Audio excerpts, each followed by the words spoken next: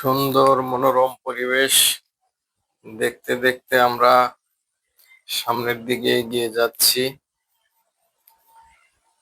ঢুকতেই দেখতে পাবেন এটা হচ্ছে রেস্টুরেন্ট। সুন্দর মূর্তি বানানো, এক কথায় বাচ্চাদেরকে নিয়ে গেলে খুবই আনন্দ পাবে। অনেক রাইড রয়েছে এখানে, ঘোরার জায়গা, খুবই সুন্দর মনোমুগ্ধকর পরিবেশ। তো দেখতে থাকুন। সামনে গেলেই হাতের বাম পাশে পাবেন বিশাল পুকুর রয়েছে এখানে, পুকুরে বোট রয়েছে, বোট রাইড নিতে পারেন। বোট রাইড নিয়ে সবাই পুকুরে ঘুরতে পারেন।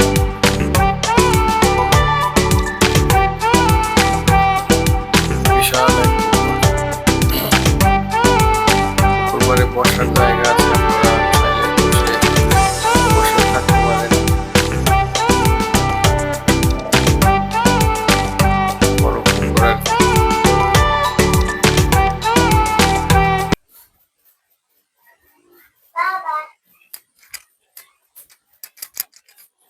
এখানে আর্টিফিশিয়াল বাদ্যযন্ত্র, মনে চাইলে কিছুক্ষণ আপনারাও বাজিয়ে একটু মজা নিতে পারেন। তো আমিও একটু হারমোনি বাজানোর চেষ্টা করলাম।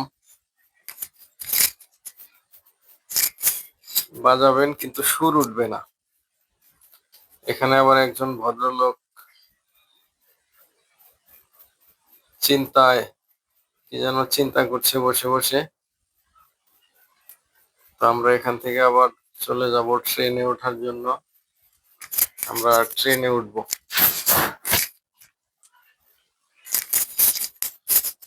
এখানে একটি পালকি দেখতে পাচ্ছেন। আদি যুগের বিবাহতে পালকিতে করে মানুষ বিবাহ করতে যেত। সেই পালকির তো এখন চল নেই, তবে এখানে একটি পালকি বানানো আছে, দেখতে পাবেন। ইতিমধ্যে আমরা স্টেশনে চলে এসেছি, এখন ট্রেন আসবে। আমরা একটু ট্রেনে উঠে ঘুরবো।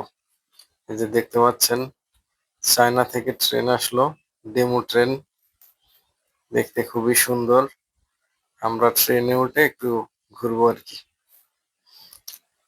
এই যে আমার বাচ্চা ট্রেনে ঘুরে আসছে, এখন আমরা ঘুরবো। তো আমরা এরপরে চলে গেলাম সাফারি জোনের দিকে। সাফারি জোনে গিয়ে আমরা দেখবো এখানে অনেকগুলো হরিণ হরিণ আছে, এর মধ্যে অনেক হরিণ দেখতে পাবেন আপনারা। বেশ কিছু হরিণ এখানে রাখা। এই যে দেখতে পাচ্ছেন হরিণগুলো খুবই সুন্দর, দৌড়ে বেড়াচ্ছে।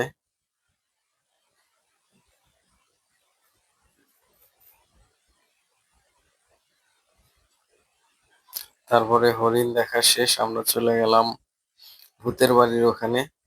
তবে ভূতের বাড়ির সামনে একটি আহ, পাহাড় তৈরি করা হয়েছে, খুবই সুন্দর দেখতে, খুবই ভালো লাগলো আর কি।